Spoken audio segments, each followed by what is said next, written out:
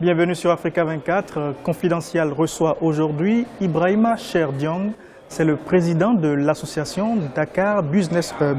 Avec lui, nous parlerons essentiellement du secteur privé au Sénégal en particulier, mais également en Afrique. Dites-nous, monsieur Ibrahima Cher Diong, comment expliquez-vous justement Dakar Business Hub? C'est quoi exactement? D'abord, il faut commencer par le nom qui peut prêter à confusion, mais Dakar Business Hub est très symbolique parce que Dakar est la capitale du Sénégal qui nous est très chère, mais qui est très connue pour sa dimension culturelle, sa dimension artistique, mais pas très connue pour sa dimension économique. Nous pensons par cette association à positionner la ville de Dakar comme étant une capitale où on parle d'économie.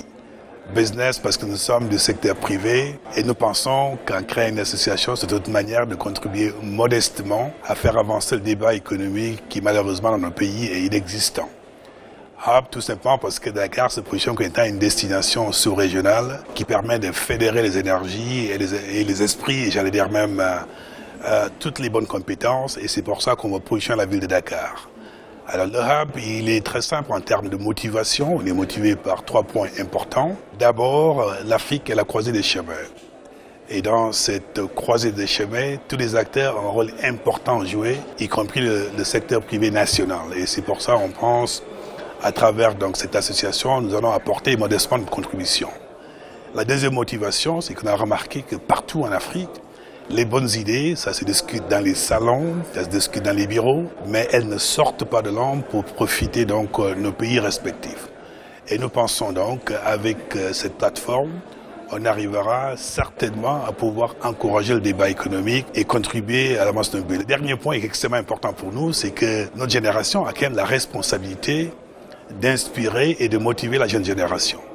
Et c'est la raison pour laquelle nous encourageons les étudiants, la jeune génération, de participer pleinement à Dakar Business Hub, qui est une plateforme de débat économique, structuré, réfléchi, recherché, pour nous permettre de sortir avec des propositions concrètes. Dakar Business Hub veut devenir à la fin une association qui va se voir justement au niveau international, au niveau africain. Mais dites-nous concrètement, comment évaluez-vous le rôle du secteur privé, de ce secteur privé dont vous parlez là, dans le développement socio-économique du Sénégal où nous sommes? Il faut reconnaître un fait que je pense qui est souvent le cas dans tous les pays africains, c'est que 80% des emplois dans nos pays sont créés par le secteur privé national. Et je dirais même une bonne contribution au PIB de nos pays respectifs. Et naturellement, quand on a un acteur comme ça qui apporte ce type de contribution, il est clair qu'il faut le prendre au sérieux, il faut l'encourager, il faut l'inciter à participer. Pour que cette participation puisse se faire pleinement, il y a quand même des axes sur lesquels nos États peuvent intervenir. D'abord, une politique de secteur privé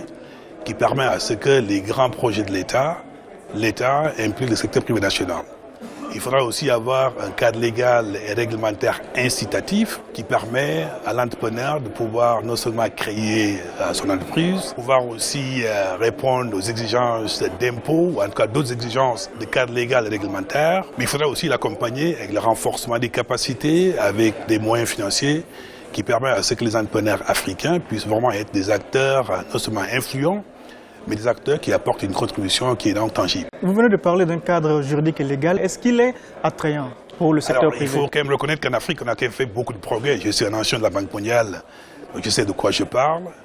Aujourd'hui, en Afrique, dans beaucoup de pays africains, y compris le Sénégal d'ailleurs, la création d'une entreprise prend moins de temps qu'il y a de cela quelques années. Est-ce que c'est suffisant? Alors je vais en revenir, c'est pas seulement la création de l'emploi, c'est pas seulement la création de l'entreprise, mais c'est aussi, il faut l'accompagner avec le renforcement des capacités. Pour le cas du Sénégal, on a une institution qui s'appelle ADPME, qui a été créée essentiellement pour renforcer les capacités des PME sénégalaises. Ça se fait partout en Côte d'Ivoire, au Gabon ou ailleurs, il y a des mécanismes pareils. Maintenant là-dessus, il faut travailler, et c'est extrêmement important, c'est l'accès au financement. Et par financement, on ne parle pas seulement des financements bancaires, commerciaux classiques. Il faut donc des formes de garantie, il faudrait prendre une participation dans ces business pour les permettre de pouvoir grandir et pouvoir apporter de la valeur. On dit souvent que l'innovation, c'est la clé du développement de l'Afrique. Mais est-ce que cette innovation, d'après vous, est suffisamment encouragée? Alors, elle est nécessaire, mais elle n'est pas suffisante, l'innovation.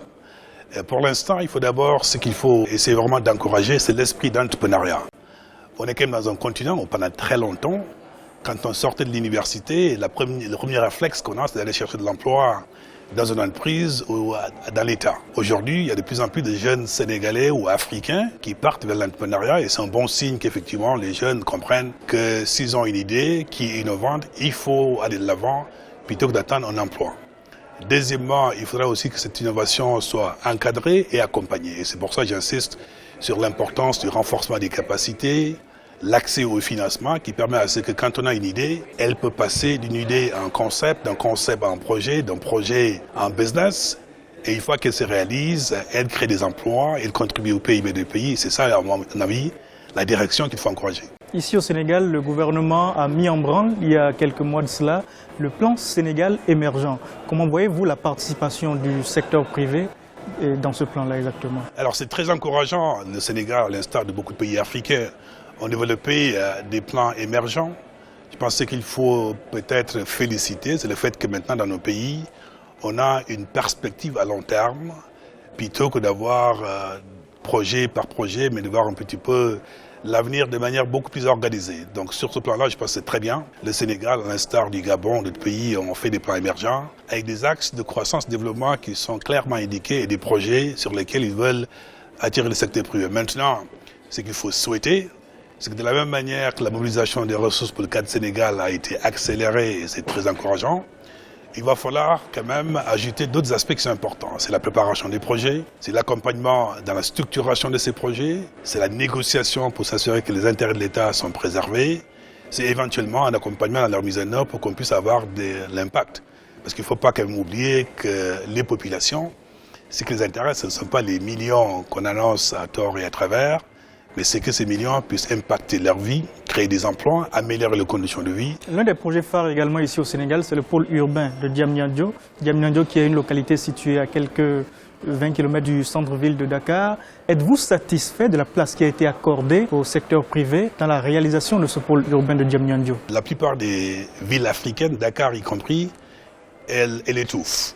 Et avec une urbanisation rapide, avec plus de monde qui viennent donc dans les capitales, on arrive au moment où il faut quand même qu'on puisse repenser nos villes. Donc il faut saluer le fait qu'effectivement le gouvernement sénégalais a pensé créer un pôle urbain à Diamniadio, il m'a un peu des étrangers Dakar. Maintenant, cela étant dit, il va falloir quand même s'assurer qu'il y ait un équilibre, que les gens qui s'installent dans le pôle urbain, ce ne sont pas seulement des étrangers, mais ce sont aussi des développeurs sénégalais. Et là-dessus, d'ailleurs, il faut quand même encourager qu'un développeur comme Telium, qui a eu à construire cet hôtel où nous sommes aujourd'hui, fait partie des développeurs qui sont en train de développer une ville nouvelle, innovatrice, donc à Diamniadio, comme il y a d'autres développeurs marocains ou d'autres personnes qui s'intéressent. Maintenant, ce qu'il faut peut-être saluer aussi, c'est que le fait qu'ils ont créé une agence dédiée à accompagner le projet, en termes de gestion de projet, en termes de pilotage, c'est assez innovant et ça permet d'aller vite. Ça évite la bureaucratie, ça permet que le foncier soit géré de manière structurée, ça permet à ce qu'un investisseur privé ou un développeur a un interlocuteur crédible côté de l'État, et ça il faut l'encourager, mais maintenant naturellement on attend de voir les premiers bâtiments, les premières routes qui sortent de terre, pour qu'on puisse voir effectivement qu'au-delà même des concepts, de la vision, la ville commence à être une réalité. Vous pensez que le secteur privé devrait davantage s'approprier ce projet? Il est clair que c'est d'ailleurs une des raisons pour lesquelles le premier thème de Dakar Business Hub aujourd'hui à débat, ce sont les responsabilités du secteur privé africain dans le développement du continent. Et nous espérons qu'avoir un secteur privé qui n'est pas dans l'attentif, mais qui va vers l'État, avec des propositions concrètes de pouvoir participer au développement des grands projets.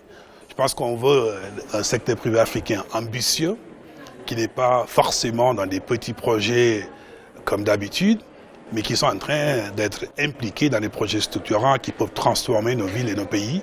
Et là-dessus, j'ai confiance au secteur privé sénégalais, au secteur privé africain qui vont jouer leur rôle pleinement. On parle souvent de promotion du secteur privé au Sénégal, mais beaucoup d'acteurs de ce secteur privé-là ne sont pas en règle vis-à-vis de l'État ou ne créent pas leurs entreprises comme il le faut. Et comment faut-il justement corriger ce problème-là d'après vous? Quelle est votre recette? Même si j'ai beaucoup de respect pour ceux qui sont dans l'informel, parce que quand même, notre économie a beaucoup de gens braves qui ont pu quand même construire des business dans l'informel. Maintenant, ce qu'il faut souhaiter, c'est encourager les gens à aller vers le formel. Et c'est la raison pour laquelle le fait qu'on a simplifié la création d'une entreprise faire de sorte que nous espérons que de plus en plus d'entreprises vont aller dans le formel. Parce que sans le formel, on ne pourra pas faire des prêts de banque, on ne pourra pas attirer des investisseurs pour prendre une participation dans notre business, on ne pourra pas même rassurer un investisseur potentiel ou un partenaire potentiel. Donc maintenant, il y a une raison pour laquelle certains, effectivement, ont choisi la voie de l'informel, parce qu'ils veulent aller vite, mais je pense qu'il faut encourager que les processus soient simplifiés au niveau de l'État, et seulement ceci encouragerait le privé national à pouvoir s'enregistrer, payer leurs impôts et être des citoyens responsables. Est-ce que la bonne dame qui travaille dans la rue, est-ce qu'elle a besoin de formaliser forcément sur son entreprise dans le contexte sociopolitique sénégalais tel qu'on le connaît? Alors il y a toujours de la place pour l'informel. Il est clair que dans tous les pays du monde, quels que soient les efforts consentis par un État, on ne peut pas avoir tout le monde dans le formel. Il y a des gens qui souhaitaient effectivement rester dans leur coin, faire leur petit business, et il faut les encourager et s'assurer qu'ils peuvent le faire pleinement. Maintenant, pour qu'une économie puisse aller vers l'émergence, avoir des croissances qui sont mesurables, il est clair que la formalisation peut contribuer pleinement. Donc il faut seulement souhaiter qu'il y ait plus de gens qui sont dans la formalisation et que les gens qui souhaitent rester dans le petit coin, faire le petit business, mais qu'on puisse les encadrer, les accompagner naturellement. Mais la formalisation, c'est ça qui permet de pouvoir mesurer la croissance et contribuer pleinement au développement de nos pays. Et je le souhaite vivement que les États s'organisent davantage pour accompagner ce type de formalisation des entreprises africaines. Merci Monsieur Ibrahima Cher Diong. Et vous, chers téléspectateurs, je vous remercie d'avoir suivi ce numéro de Confidentiel. À très bientôt sur les programmes d'Africa 24.